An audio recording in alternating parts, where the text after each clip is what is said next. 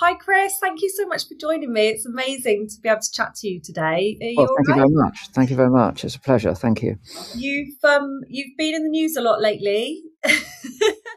Well, if you're not making trouble, you're not making a difference, are you? That's one way of looking at it. Exactly. I love how controversial you are, and I love just everything you do for the animals. Well, you see, Um, I don't think I am controversial. Obviously, from my standpoint, that the changes that I'm asking for appear reasonable.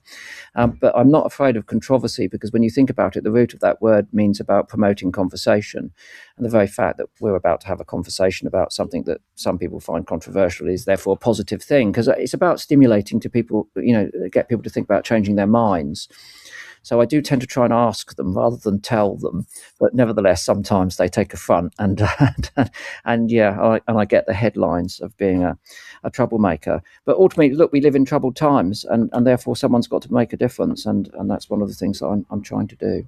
yeah, this is it. I mean, change doesn't happen without people, going against the grain. I mean, I remember, look at, I don't know, 10, 15, maybe 20 years ago, I don't know, you could smoke in a pub, Exactly. and I remember having a sort of a team lunch, and there were little babies like in a pram, and we're, and it's like, that's a really positive change, but Exactly. it's not easy, is it? Because it's something. I think societal changes are much more difficult, but one thing is that with good education and engagement, it's easier to win hearts and minds. And what we know statistically through mathematical, if you like, scientific studies, is that we really only need to get to the 25% point.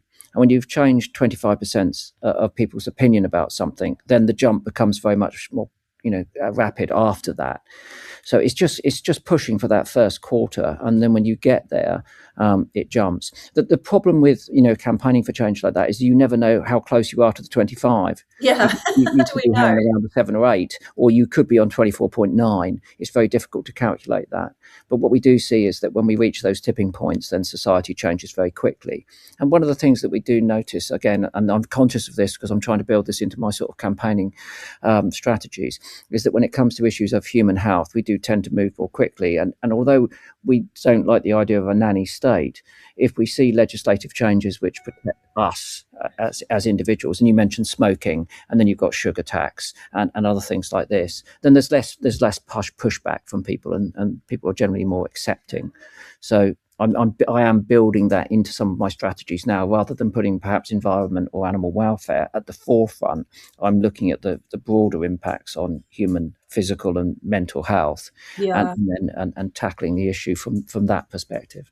This is it, because the whole environmental issue for a lot of people, it's kind of like, well, is it real? Is it going to really impact me? Whereas health is kind of something that people can really kind of relate to and get on board with. Yeah, I think it's day to day things, isn't it? It's health, it's cost of living, it's shopping for food, and making people aware of some of the ways that environment and other concerns of mine impact in that way can be really instructive, because then they'll suddenly think, wow, that's why I'm paying more for my olive oil, which was the news flash of last year due to climate breakdown, Yeah. and the droughts that we were seeing in southern Europe.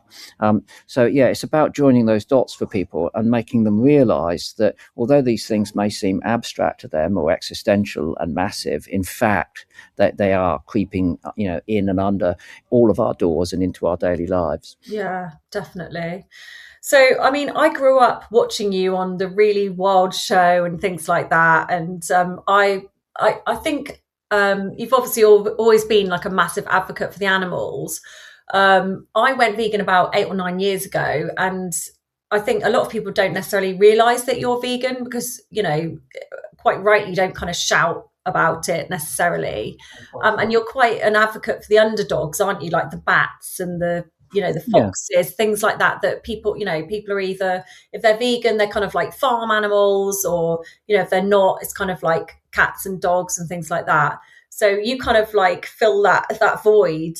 But you weren't always vegan, were you? Obviously, No. like a lot of people. So was it 2019 you did for So January? the history of my diet, well, it started, I had parents that were children in the war and went through rationing. So obviously, when we were kids, access to all of the things that they'd had restricted in their diet, which they thought were valuable to them, meat, dairy, eggs, all of those Yeah, sorts of things were key constituents. And so I was brought up on what you might consider a very, you know, average working class post-war diet, which included quite a lot of meat. Um, and so it wasn't, I didn't go fully veggie until I was about 22. And that was about escaping the confines of my mum's cooking, which was, there were other benefits to that too, because, my mother offered me many things in life, but it wasn't culinary skills. Um, and so, um, a marvelous woman, but keep away from the saucepan.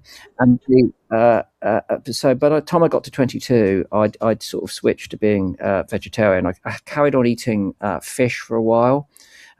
So maybe until I was about 25, I think 25, 26, I would occasionally eat fish. And then after that, it was phased out.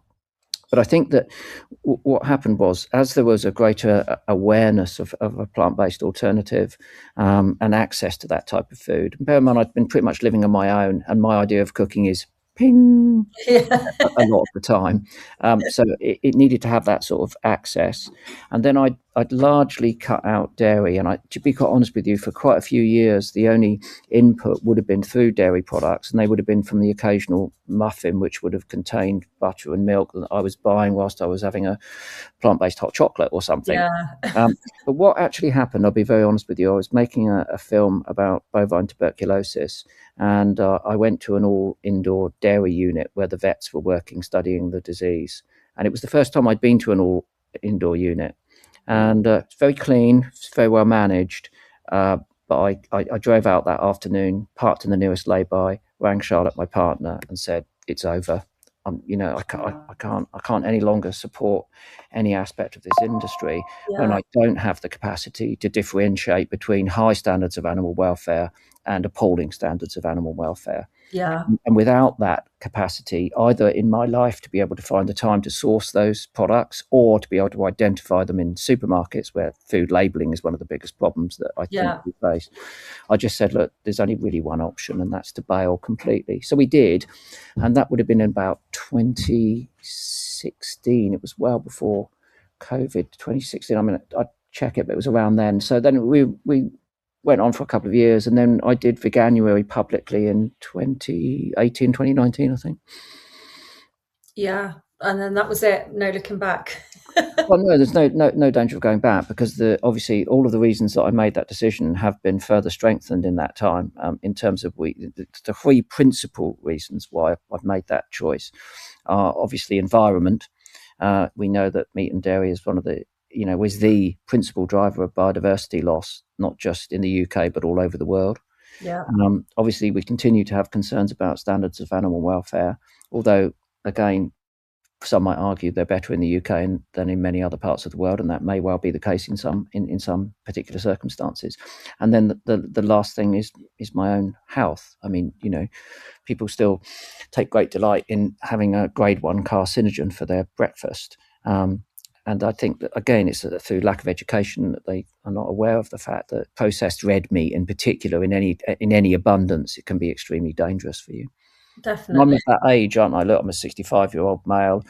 I've had, 2 colonoscopies already. I've had a polyp removed. Thankfully, it was benign. But we know that those types of products are instrumental in giving people bowel cancer, and Yeah, particularly men of my age. So yeah, again, I think Charlotte, my partner, again, is more concerned about my health. If I had to rank them, I'd probably put environment first, very closely followed, indefinably closely followed with animal welfare. And because occasionally I'm still cooking and it's bing, then my own health would be slightly behind. yeah. I But did again, not know. Sorry, I was going to say, I did not know you're 65. I mean, you look amazing. that's very kind. I'll put it down to the plant-based diet then, just Yes. for the purposes of this conversation. Yeah, definitely. More likely my mother and father's genes. I think so many people, like you say, sort of think that meat is kind of a natural product and, you need it for the protein and everything else, but it's all all about education and knowing that, like you say, bacon is a grade 1 carcinogen and things like that. We kind of need to keep pushing that into the mainstream. And going on to what's been in the news recently, and you're obviously working with Omni, the pet food brand. So I had a cocker spaniel who sadly passed away last year, but I did put him onto a vegan diet. He passed away at age 14, so he did really, really well. He was actually on Jeremy Vine with me. So we went on to Jeremy Vine's show, and it was a very big dog, and I had to sort of pick him up under my arm. But it is a really controversial subject, isn't it? I think it's the same as vegan, feeding your kids vegan food. Yeah. It's like, and I personally used to think the same, oh, that's extreme, that's not right. You're pushing your values onto your pet or your child or whatever. But it's not about that, is it? We're in a position where we have to change, and I think that we love our pets, and we keep a large number of dogs in the UK. Yeah. And as a consequence, it's another way of opening that conversation for people. And it is controversial because many people think that dogs are obligate carnivores. And they hark back 33,000 years ago to the time that they were wolves, but they have been domesticated and they are omnivorous. In fact, even wolves and other canids that we have, I mean, foxes eat a large percentage of fruits and berries and nuts and so forth, even cereals. So the idea of them being obligate carnivores is a misapprehension from the start.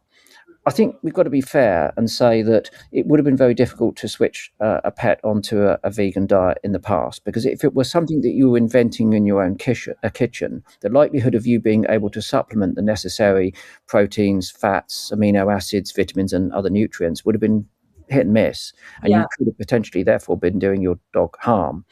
And what we didn't have available at that point were, well-researched, scientifically based alternative nutrition. And that's what it's about. I mean, I think what we're trying to communicate with people here is that we know what our pets, dogs, require in terms of fats, proteins, amino acids, and all of those sorts of things, vitamins. Can we find them from an alternative source?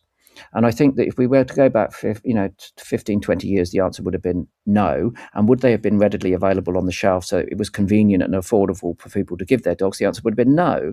And that's why, despite the fact that, I was vegetarian and then went to plant-based, I continued to feed my dogs raw meat. Because of what I'd had previously two former poodles, and I'd switched them from what you call a typical dog food diet, I suppose, and I'd switched them to raw meat, and I saw significant improvements. There was no doubt about that. So when Sid and Nancy came along, obviously we started them on raw meat from the start. But the problem was that by this stage, we were very careful about where we were sourcing our food from. None of it meat-based, obviously. We were looking at packaging. We were looking at, carbon and wastage, food wastage, and so on and so forth, as you would, consider. But we were still struggling to find, meat which was assuredly coming from better welfare sources and so forth. And then when I started to research the new science that's been done, and let's be fair, most of this has only been done in the last 5 years, we find that we are able to source those requirements in terms of dog nutrition from alternative sources. And we've got people like Omni who've done a remarkable job. This is not something they've done in the kitchen. This has been done in the lab. They're vets, and they've started from source when it comes to analysing what these animals need. And that, reinforces my confidence that, the two most important organisms in the universe, Sid and Nancy, my poodles, sorry, Charlotte and Megan,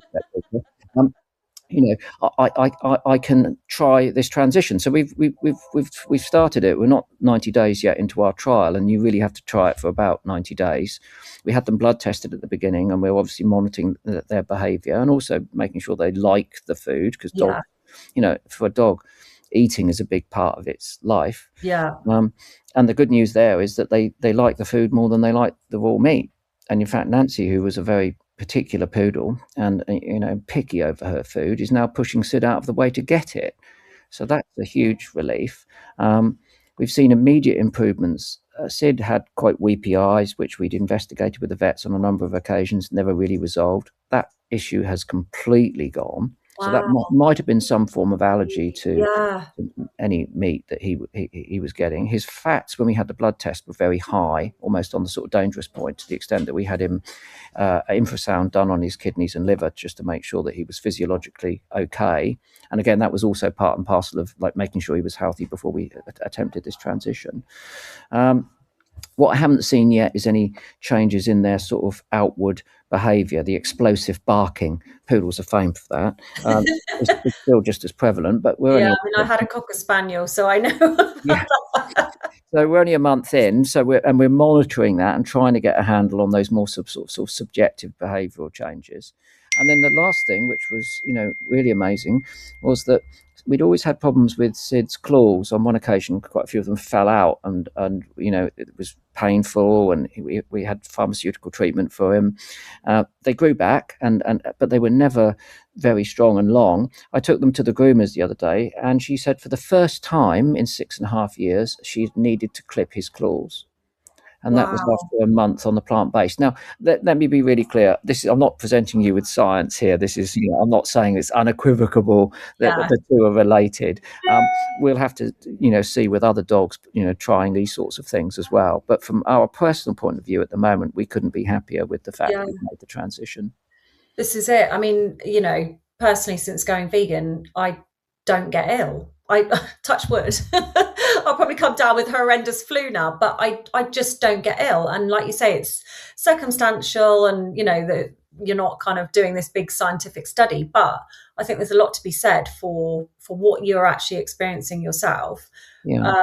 And I think the problem is people are, we're all quite set in our ways, aren't we? We just like the status quo and keep things, as they are. And when you present someone with, or society with this idea that actually your dog eating a plant-based diet is better for your dog, it's kind of like, Mm. well, no, I don't think this is right. But all the evidence is there. Like you say, Omni's run by vets. There's I can't remember the name of the vet, but he has done a lot of studies recently, hasn't he? With Yeah, and Andrew Knight is the guy yes, that's it. he studied all the peer-reviewed science and generated a lot of data, and he's also conducted studies and repeated those studies himself to rule out any bias.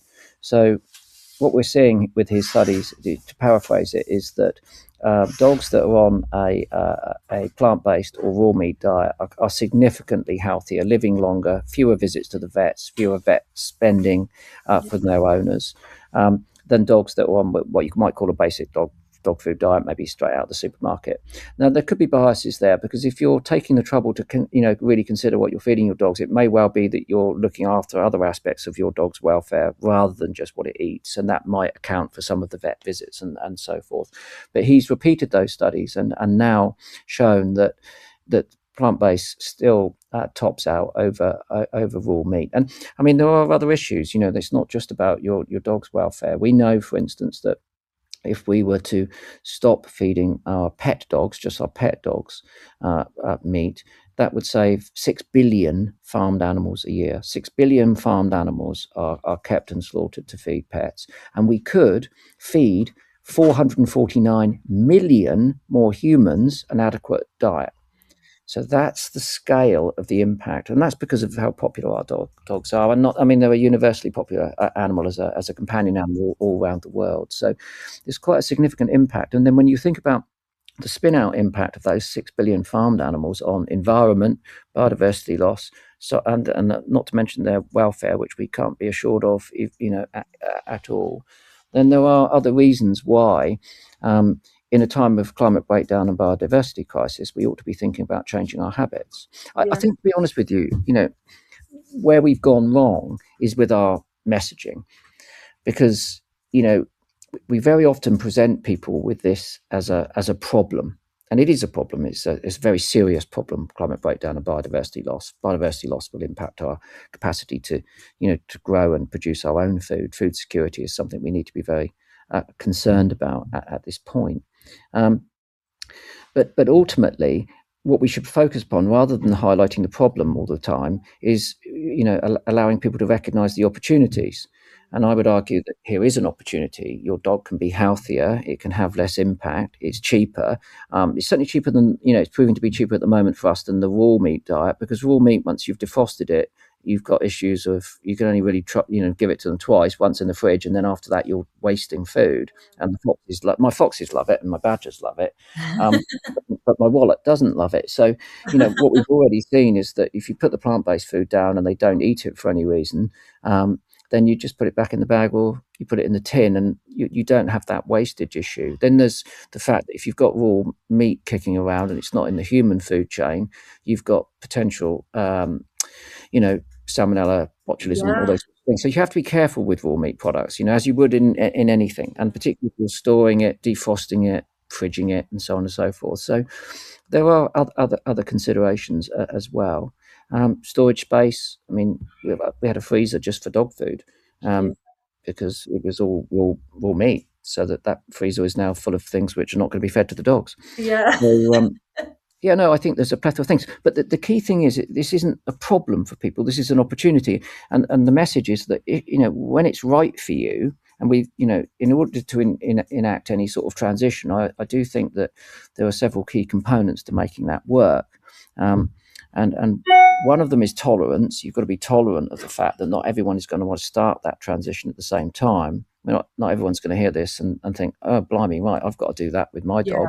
yeah, It might take them some more time to get to that point. So then we've got to be patient. That's the second ingredient that we require, because we've got to wait for them to get to that point where they think that this might be something they might want to try. And in order to facilitate that, we've got to be kind. So tolerance, patience, and kindness are the way that we can get people through this transition. If you just stand there and start finger wagging and saying, if you feed your dog, I don't know, something straight out of the supermarket or raw meat, you're a bad person. That doesn't work, and they're not bad people. So it's a fallacious sort of mode of campaigning. I think that what yeah. we do is we continue to highlight that here's an opportunity, and it's an opportunity for you, your dog, and the planet. And when it's right for you, maybe think about it. Yeah, I think that's such good advice, and it's sort of applicable to the whole of veganism, really, isn't it? Because I think, the longer you've been vegan and the more you see all the negative press, I obviously follow you on socials, and seeing the headline, Chris Packham harassed huntsman for 5 hours, and it's just you get angry, and it's really hard not to project that anger to other people when you get into those discussions. I don't kind of go out looking for an argument, but when someone kind of, presents you with a question in a kind of way that's like, oh, but in terms of fox hunting, for example, but it's part of it's tradition, it's part of the countryside, everything else. It's hard not to kind of Well, so was child labour and slavery and burning witches. exactly, yes, And the point is that we learn and we move on, and we should have moved on from that.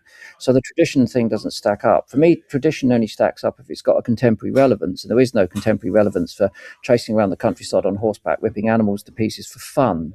yeah, We did that a long time ago, and we've recognised that, particularly in a world where wildlife is ever diminishing, yeah, it's not something which is we can countenance any longer.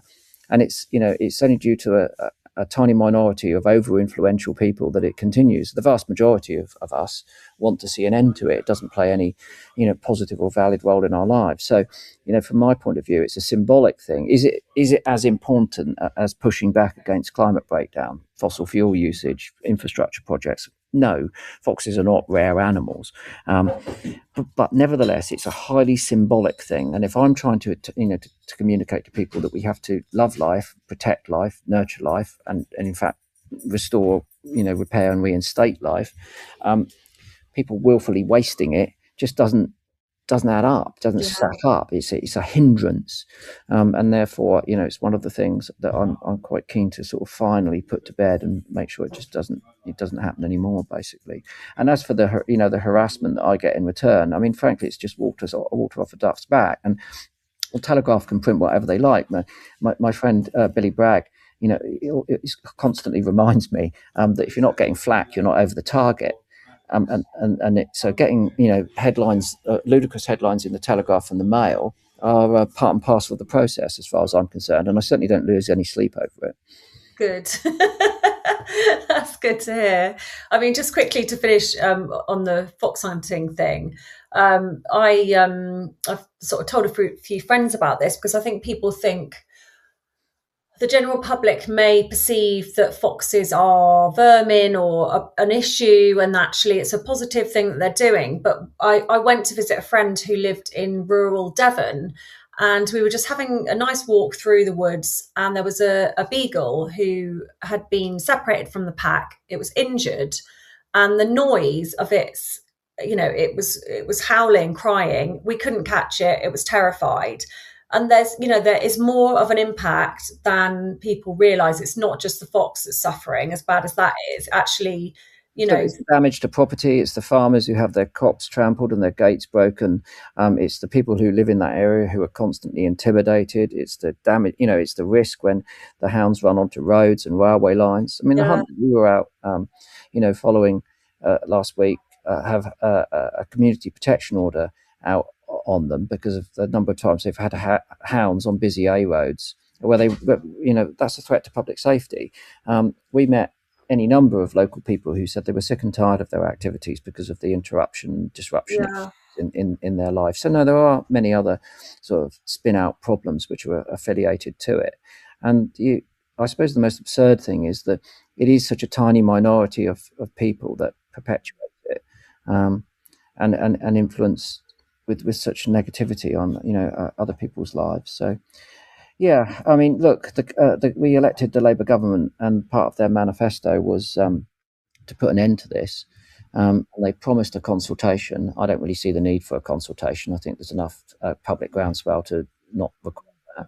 But they have promised a consultation in the spring, and now we are asking ever more urgently for that to be published, because if they don't get it out quickly, by the time the consultation's finished and they've written their damn report, it will be another season of fox hunting next winter. And yeah, look, say one other thing, and that is that subsequent to our little foray, and being accused of harassment by the Telegraph and the Mail, the police, Dorset Police, have come to us and asked for all 5 hours of our footage, which they're currently investigating to see if the hunt did break that community order, and other transgressions where they were abusive physically and verbally to ourselves and other local people. And if they are, they may well take a prosecution. So the yeah, police are absolutely sick of this as well, because they've got plenty of things to do with diminished resources that other than get out 3 times a week and follow these people around who are basically picking fights with people and wildlife. yeah, exactly. Well, let's end on a positive note. So, Yes. because I it's like a hard, isn't positive. it? As a vegan, No, it's not sometimes. hard. I do think there's so much positivity there, and unfortunately, whenever we talk about these issues, we're drawn to the negative side because we're frustrated that we can't fix it. Yeah, And this is what goes back to my point. There are problems, but there are also enormous opportunities, and it's about framing those so that they're available to people, and that can be through conversation, it can be through education, it can be through economics. I mean, subsidizing people to switch to, I don't know, electric vehicles, which has been done in other parts of the world, has been hugely successful. A lot of people can't afford them. They don't have access to charging points. We have to change that. There's no point telling people they've got to buy electric cars if they can't afford them and they can't charge them. It's utterly yeah, ridiculous. So again, this requires, a systematic change to make sure that those opportunities are genuinely available to people. In the meantime, we can't moan about it. We've got to actually make that positive action and drive that through. yeah. And little changes such as, if you're not vegan, cutting down on meat. Yeah. If you are vegan, taking that next step and trying vegan dog food. These are all things that we can do as individuals that kind of create that. Well, I like that. I mean, I'm 65, and I like the fact that I should be able to constantly challenge myself to do positive things. I don't have to have made up my mind about something 20 years ago when I switched, Itchy and Scratchy the poodles onto a raw meat diet. I do like the idea that, the world's moved on, and now there's an alternative that I can explore to Yeah, see if it works. And at the moment, as I say, it's working. And Omni's brilliant. They love the food. I mean, I've tasted it myself, and it's it's very palatable from a human perspective. I mean, the treats are nibbles. I'm so tempted. I don't do dinner parties and things like that. But if I did, I'd put some on the table for people to nibble when they came in. And I bet you a pound, right? I bet you a pound. I'm not a gambling man. I bet A you a pound. pound. I mean, that's not. Yeah, no, as I say, I never gamble ever. But but if I bet you a pound that people wouldn't know the difference between those and human nibbles. They're palatable from a human perspective. And also, look, we know from the research and the information on the packaging that they're nutritious as well. So, Yeah. look, if they're good enough for Sid and Nancy, they're good enough for me. I love that. Thank you so much, Chris. It's been an absolute joy to talk to you. I could talk to you all day, but you're a busy man, so let's wrap it up Well, there. thank you very much. And all I'd say to your listeners is that, if you have a view, explore it and research it. That's the key Yeah, thing. My father always used to say to me, if anyone ever tells you to do something, you have to question why they're doing that. yeah, His thing was, although he had a great respect for authority, he did say to me, you should always question it. And I think that, if you read online that dogs are obligate carnivores, then I wouldn't need to push you any further than one line in Google to find out that information is incorrect.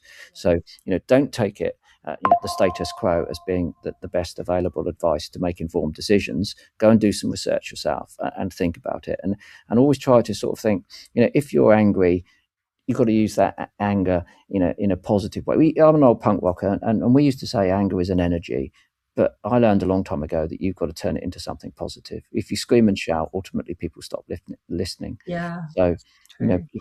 try and think of ways of framing your discussion, not argument, but your discussion. So it's, you do win the hearts and minds and not alienate people. And I think in the past we've been doing quite a lot of alienating, and that's set us back. So it's about a bit of a rethink from our point of view. But if you were to pop round at 8 o'clock this evening and see Sid and Nancy when I put their food on the ground, it would make you think twice, because for the first time ever, she's fighting him for access to the box. Oh,